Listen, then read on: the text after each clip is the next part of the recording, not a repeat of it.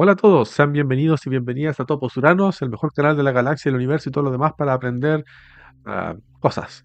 En esta clase vamos a resolver algunos ejercicios donde se aplica la aproximación del logaritmo factorial de Stirling. Vamos a hacer primero este que es más sencillo, y luego veremos otro que es un poquito más complicado, pero tampoco tanto. ¿Qué dice este ejercicio? Este dice lo siguiente, dice estimar el orden de magnitud de 10 elevado a 50 factorial. Entonces, ¿cómo resolvemos esta cosa? Vamos a poner aquí solución. Vamos a resolver esto paso a paso. Primero vamos a calcular el logaritmo de ese número. Vamos a calcular el logaritmo natural de 50, esto era 10 elevado a 5. 10 elevado a 50, todo esto factorial. Le aplicamos la aproximación de Stirling, así que esto nos va a quedar de la siguiente manera. Nos va a quedar 10 elevado a 50 logaritmo natural de 10 elevado a 50 menos 10 elevado a 50. Le hemos aplicado la aproximación del logaritmo factorial de Stirling. La aproximación es la siguiente. El logaritmo natural de n factorial es aproximadamente igual a n logaritmo natural de n menos n. Entonces, en base a esto, podemos hacer algunas simplificaciones. Por ejemplo, este 50 lo podemos bajar. Nos va a quedar así. 50 por 10 elevado a 50 logaritmo natural de 10 menos 10 elevado a 50. Y aquí podemos factorizar un poco. Esto lo podemos escribir como 50 logaritmo natural de 10 menos 1. Aquí le ponemos el paréntesis y todo esto multiplicado por 10 elevado a 50. Nos queda de esta forma. Luego, como logaritmo natural de 10 elevado a 50 factorial es igual al logaritmo en base 10 de 10 elevado a 50 factorial dividido logaritmo en base 10 del número de Euler, entonces podemos escribir lo siguiente. Tenemos que el logaritmo en base 10 de 10 elevado a 50 factorial es igual al logaritmo natural de 10 elevado a 50 factorial por el logaritmo en base 10 del número de Euler. Entonces, esta parte de aquí ya la tenemos. Es justamente esto que está acá, que es aproximadamente igual a esto.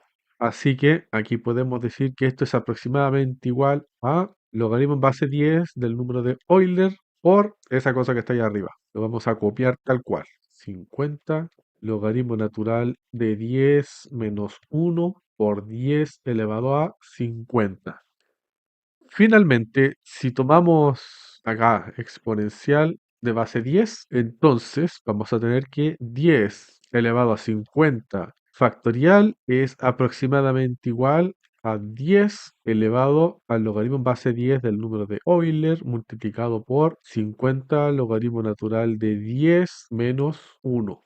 Y todo esto por 10 elevado a 50. Ahora, si nosotros calculamos este número que está acá, bueno, ese lo podemos pasar por la calculadora. Ese número de ahí que está marcado con verde nos va a dar aproximadamente igual a 49,5657. Así que todo esto implica que 10 elevado a 50 factorial es aproximadamente igual a 10 elevado a 49,5657 por 10 elevado a 50.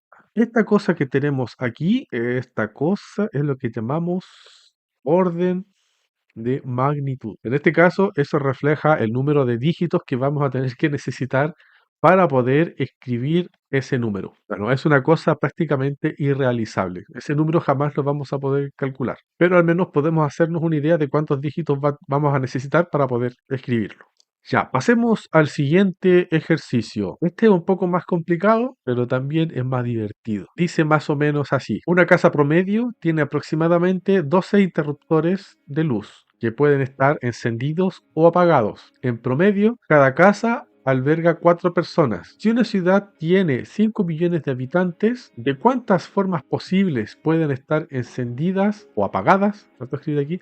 La mitad de los interruptores de la ciudad. Entonces, para resolver este problema, Vamos a poner aquí solución. Tenemos que identificar lo que nos están pidiendo calcular. Nos están pidiendo calcular de cuántas formas posibles pueden estar encendidos o apagados la mitad de los interruptores de la ciudad. Así que el problema se centra en primero conocer cuántos interruptores hay en esa ciudad. Entonces podemos escribir acá número de interruptores. Eso va a ser igual, bueno, en términos de los habitantes y de toda la información que nos entrega el enunciado, tenemos varios elementos que podemos revisar. Tenemos por acá promedio aproximadamente 12 interruptores por casa. Tenemos la cantidad de personas por casa. Cada casa alberga 4 personas. Y tenemos los 5 millones de habitantes. Con eso ya podemos hacernos una idea. Por ejemplo, número de habitantes. Los habitantes obviamente se miden en personas. Todo esto, si lo dividimos por personas por casas, esto se mide en cuántas personas hay en cada casa. El análisis dimensional nos indica que esta parte de acá, esto que estoy marcando aquí, se mide en el número de casas. Número de casas, ¿sí? Obviamente la dimensión sería casas. Ahora, si esto lo multiplicamos por interruptores por casa, interruptores por casas, esto se mide en interruptores por casas. Me estoy quedando sin espacio. Voy a mover esto un poco para que se vea mejor. Así, ¿sí? Entonces, como podemos observar, tenemos casas arriba y casas abajo. Estos se van a matar. El resultado va a ser número de interruptores. Es análisis dimensional, pero aplicado a conceptos, no a magnitudes físicas. Entonces, las cuentas nos van a quedar más o menos así. Tenemos 5 millones de habitantes, o sea, 5 por 10 elevado a 6 personas. Todo esto lo estamos dividiendo por el número de personas por casa. Así que tenemos 4 personas por cada casa. Luego todo esto lo multiplicamos por el número de interruptores por cada casa. Hay 12 en total. 12 interruptores por cada casa. Así. Entonces, persona se mata con personas, casa se mata con casa. Y el resultado nos queda 5 por 12 por 10 elevado a 6 partido por 4 interruptores. Nos queda así. Esto lo podemos simplificar porque sabemos que 12 es lo mismo que 3 por 4. Entonces este 4 se mata con ese, 3 por 5 son 15. Esto nos da como resultado 15 por 10 elevado a 6 interruptores.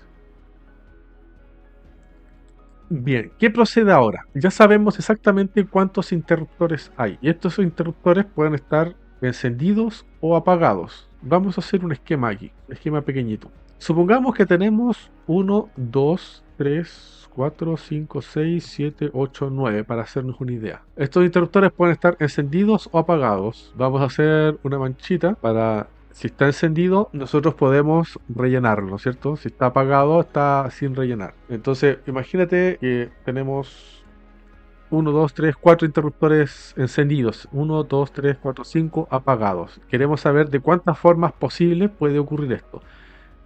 Es sencillo.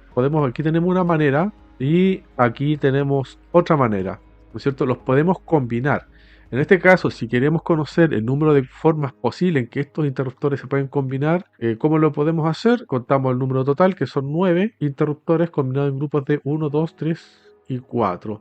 Y nosotros sabemos que esto es 9 factorial dividido 9 menos 4 factorial por 4 factorial. Así lo haríamos con números pequeños, pero aquí en nuestro caso son 15 por 10 elevado a 6. Son muchos interruptores en toda la ciudad. Así que este método no nos va a funcionar. Si lo intentamos con ese método, nuestra calculadora va a explotar. Bueno, no físicamente, te va a dar error de overflow o de desbordamiento, que también se le llama. Así que lo que nosotros tenemos que hacer es calcular una especie de número de combinatoria que vamos a llamar omega, que es de la forma n sobre k, con n igual a 15 por 10 elevado a 6 y k, como vamos a tomar la mitad de los interruptores, bueno, ese va a ser 15 medios por 10 elevado a 6. O sea, son dos números enormes. Ahora, en clases anteriores nosotros vimos una fórmula que nos permite calcular este valor de omega, bueno, no calcularlo, estimarlo, mediante la aproximación de Stirling, justamente para este tipo de números enormes. Así que vamos a aplicarlas. Tenemos dos formas. Teníamos una fórmula que funcionaba de acuerdo a n factorial, bueno, logaritmo natural de n factorial igual a... No, no es igual, aproximadamente, ¿no es cierto? Podríamos usar la aproximación completa, un medio logaritmo natural de 12 pi más n logaritmo natural de n menos n.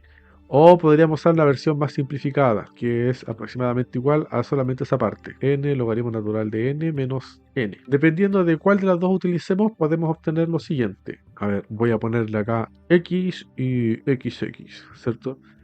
Si usamos x, entonces vamos a tener que el valor máximo de esa combinatoria es aproximadamente igual a 10 elevado a un medio logaritmo base 10 del número de Euler, factor de 15 por 10 elevado a 6 y así nomás. Eso. Y esto es aproximadamente igual a 10 elevado a 6.514.417,299.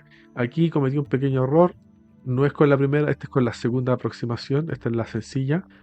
Ahora, si usamos la primera aproximación, vamos a tener que el número de combinatoria máximo, que justamente coincide cuando el k es la mitad de n, ese va a ser aproximadamente igual a 10 elevado a un medio logaritmo en base 10 del número de Euler, factor de 15 por 10 elevado a 6 menos logaritmo natural de 15 y por 10 elevado a 6 y todo esto dividido entre 2 y cerramos el paréntesis. Así que esto nos queda aproximadamente igual a 10 elevado a 6.514.413,542. Ahí tenemos los números calculados con las dos estimaciones. Esto es meramente para hacer una comparación. Si nos fijamos en la diferencia está justamente en ese último dígito, de aquí en adelante. Hay 4 órdenes de magnitud prácticamente, pero son 4 órdenes de magnitud en más de 6 millones y medio. Así que como números son bastante parecidos. Obviamente convenimos en que este de acá será el que es el más preciso, pero no deja de ser una estimación. Entonces si nos preguntamos en esta ciudad que está descrita en este enunciado, de cuántas formas posibles puedan estar la mitad de los interruptores encendidos, bueno, nosotros podemos decir que está de 10 elevado a 6.514.417 formas distintas de que esa cosa ocurra. ¿Sí? O para simplificar un poco el lenguaje, no sé si será bueno, sí lo es que podemos hacer la distinción entre microestado y macroestado. Un macroestado lo podemos ver como la cualidad común de ciertos microestados. El microestado podría ser una cierta combinación, por ejemplo, una cierta forma de estar encendidos y apagados de los interruptores. Ese sería un microestado. Y un macroestado podría ser un conjunto de microestados con una cualidad común. Por ejemplo, todos los microestados con la mitad de los interruptores encendidos. Entonces, uno de esos microestados es alguna configuración que tenga la mitad de los interruptores encendidos, pero es uno en particular. Y el macroestado son todas las formas posibles, ¿cierto? Son todos los microestados que tienen esa cualidad común.